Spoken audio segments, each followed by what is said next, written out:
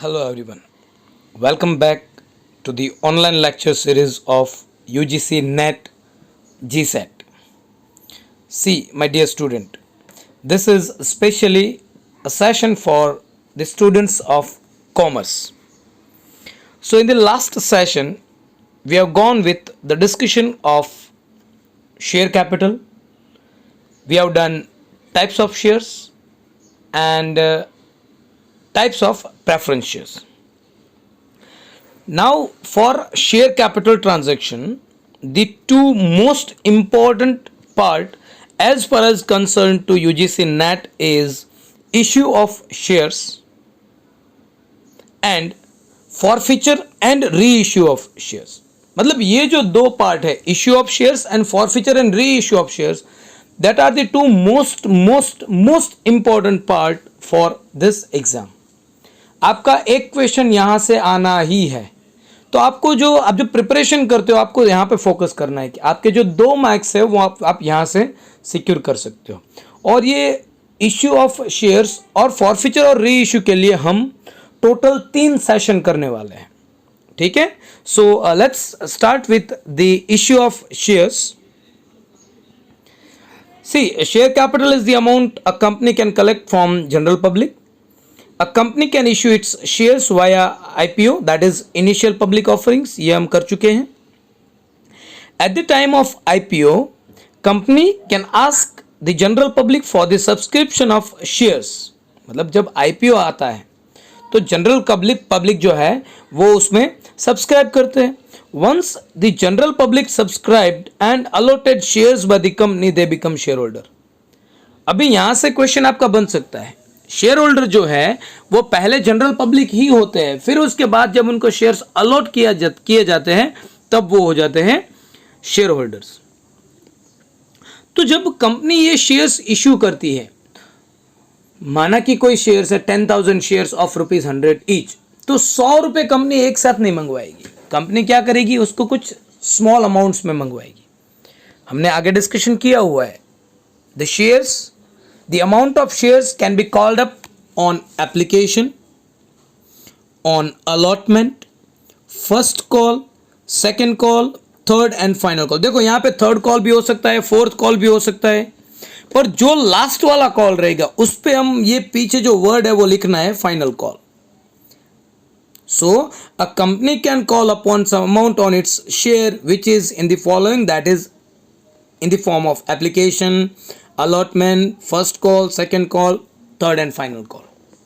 Clear? Look at here. ABC Company Limited offered 10,000 equity shares of ₹100 each to the public for subscription, payable as under: on application 20, on allotment 30, on first call 25, on second and final call 25. So total is 100. यहाँ पे 10,000 shares हैं और ₹100 each, मतलब यहाँ पे total application, allotment, first call and second and final call total ₹100. कोई premium नहीं है, कोई डिस्काउंट नहीं है. Now what is this premium and discount, that we will discuss in the next session. Done? So let's do the solution here. See, a company limited offered 10,000 equity shares of ₹100 each, on application 20, on allotment 30, first call and second and final call 25 each. अभी यहाँ पे आपको जो journal entries देनी है, जो calculations करना है, that is simply amount due on call and amount received on call. So journal entries देखो, एप्लीकेशन जो होगी, at the time of application money will be received first, पहले पैसे लिए जाएंगे, फिर उसके बाद में एडजस्ट होगा. और अलॉटमेंट और सभी कॉल्स के लिए पहले ड्यू होगा, मतलब कंपनी पहले बोलेगी कि हाँ आपको फर्स्ट कॉल की इतने अमाउंट देनी है, फिर शेयर होल्डर्स उसको पे करेंगे. ठीक है, तो यहाँ पे journal entries for issue of shares: on receipt of application money 10,000 shares ₹20, bank account debited to share application. 10,000 shares पे ₹20 अगर हम कैलकुलेट करेंगे तो वो होगा हमारा 2 लाख. तो ये हो गया share application money received. Now adjustment of share application. Share application account debited, जो यहाँ पे क्रेडिट हुआ था, that is transfer to share capital. Share application account debited to share capital account 2 lakh. तो ये हो गया हमारा share application. Moving to the allotment. Now for allotment and all call first money will be due. पहले company बोलेगी कि आपको due है इतना, आपको पे करना है, फिर शेयर होल्डर्स पे करेंगे। तो देखो यहाँ पे on due of allotment 10,000 shares 30 rupees, 10,000 shares 30 rupees, share allotment account debited to share capital, and on receipt of share allotment amount bank account debited to share allotment, bank account debited to share allotment account. तो ये हो गया हमारा share allotment done. Coming to the next, share first call. So 25 rupees 10,000 shares, share first call account debited to share capital account, amount due for first call, amount received for first call, bank account debited to share first call account, bank account debited to share first call account. ऐसे ही हमारा होगा share second and final call, वो भी 10,000 shares 25 rupees, share second and final call account debited to share capital account 2,55,000 and on receipt of second and final call bank account debited to share second and final call. तो ये आपको याद रखना है। Application में first received amount then adjustment, और बाकी सभी allotment first call second and final call मतलब थर्ड एंड फाइनल कॉल जो भी कॉल रहेगा उसमें पहले ड्यू फिर रिसीव्ड। एप्लीकेशन में उसका रिवर्स, पहले रिसीव्ड फिर एडजस्ट। क्लियर? तो ये हो गए हमारे simple effect of shares issued with different installment, that is on application, allotment, first call and second and final call. Moving to the next part, see here in this example all the money due on application, allotment, first call and second and final call was received। मतलब सभी जो 10,000 shares हैं जितना due हो रहा है वो सब मिल रहा है। Sometimes some of the shareholders may fail to pay call money on shares। मतलब कोई शेयर होल्डर होगा जिसके पास माना कि चलो 1,000 शेयर है, वो फाइनल कॉल के पैसे नहीं दे रहा है। क्या कर रहा है? वो फाइनल कॉल के पैसे नहीं दे रहा है। जो कंपनी को ये जो पैसे नहीं मिल रहे शेयर होल्डर के पास से कोई कॉल या फिर अलॉटमेंट के, so that is called as calls in arrears। This non payment of some amount on call is known as calls in arrears. मतलब पैसे नहीं मिल रहे, एरियर्स है, आया नहीं है पैसा। समझ में आ रहा है? तो अब हम एक एग्जांपल करेंगे जिसमें होगा हमारे पास कॉल्स इन एरियर्स। देखो यहाँ पे सेम एग्जांपल है ऊपर वाला, ये जो एग्जांपल है वो सेम ले रहे हैं हम। ABC company limited offer 10,000 equity shares of ₹100 each to the public for subscription payable as under on application 20 rupees, on allotment 30, first call 25, second and final call 25. One shareholder holding 2,000 shares failed to pay both call money। मतलब वो जो 2,000 shares जिसके पास है, ऐसा एक share holder है जो दोनों कॉल के पैसे नहीं दे रहा है, failed to pay call money। So let's understand calls in arrears in journal entries. अभी हम क्या कर रहे हैं, हम कॉल्स इन एरियर्स जो मतलब कोई पैसा नहीं मिल रहा है किसी कॉल पे, यहाँ पे हमारे पास 2,000 शेयर्स है, उस पे फर्स्ट कॉल और सेकंड एंड फाइनल कॉल के पैसे नहीं मिल रहे, तो उसका हम कैलकुलेशन करेंगे। Look at here, in this example all the money due on application and allotment was received. Money due on first call and second and final call was received accept 2,000 shares.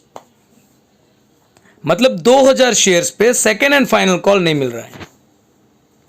सो यहां पे calls in arrears कितना हुआ?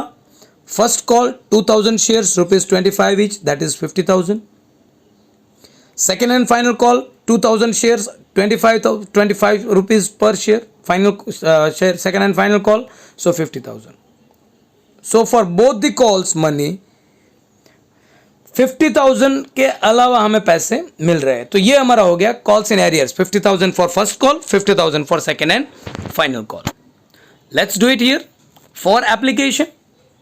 Same जो पहले हमने किया था वो same, bank account debited to share application account debited to share capital, same amount.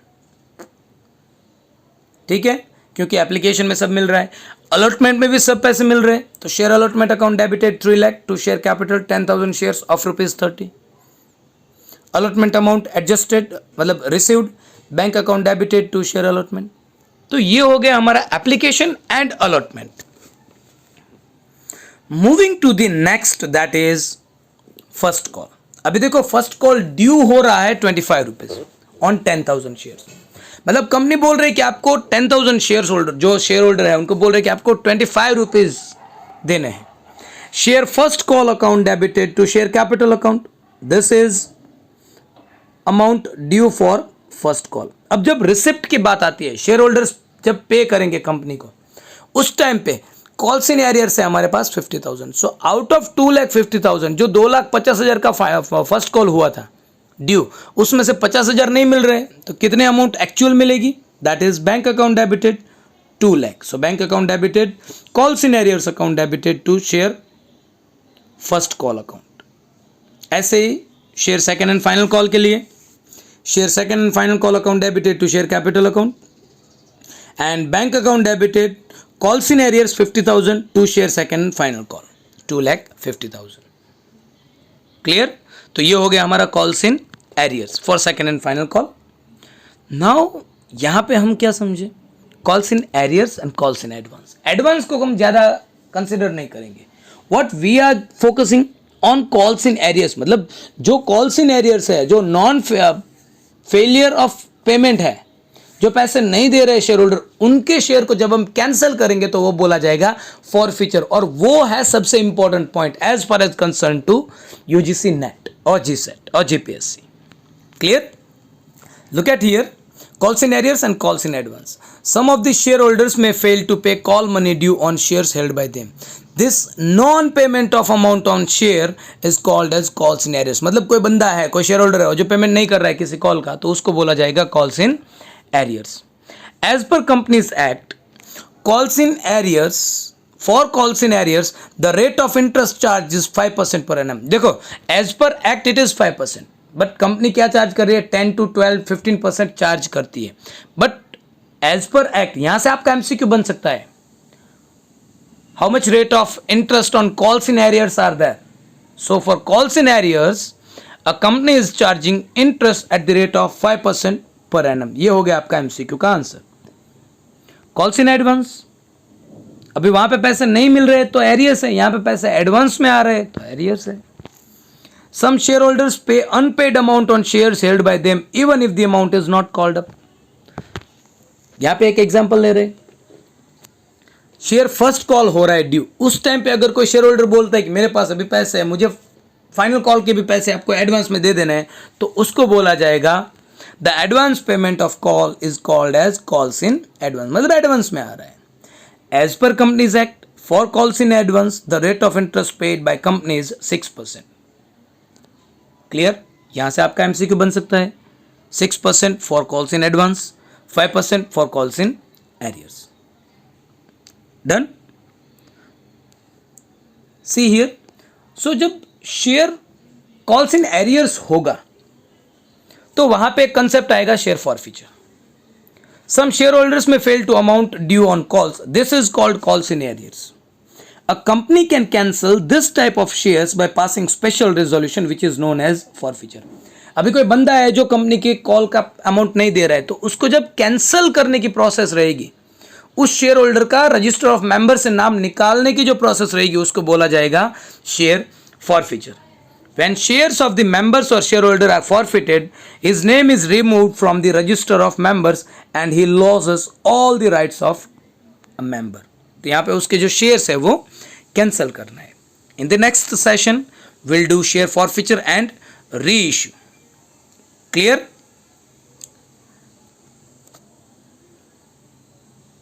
This is our presentation. For perfect understanding what you have to do, you have to watch all the sessions. आपको सभी sessions देखने हैं, step by step sequence में देखना है. आप पहले types of preference share देख लिया, फिर उसके बाद आप सोचोगे नहीं अभी मुझे बेसिक करना है, तो ऐसे नहीं होगा. आपको स्टेप बाय स्टेप जाना है. तो जब आप इश्यू ऑफ शेयर कैपिटल कर रहे हो तो आपको करना है types of preference shares. In the next lecture we will do issue of share capital at par, at discount and at premium. Clear? So thought of the day: અચાનક આવેલ વાવાઝોડું તારું મનોબળ ના તોડી શકે. થોડો વિશ્વાસ રાખ, વાવાઝોડાને પણ પાછું મોકલવાની હિંમત છે તારામાં. તો with all that courage of achieving a goal for qualifying UGC NET, stay at home, stay safe, take care of yourself as well as take care of your family. Thank you very much. Have a good day. Jai Hind, Jai Bharat.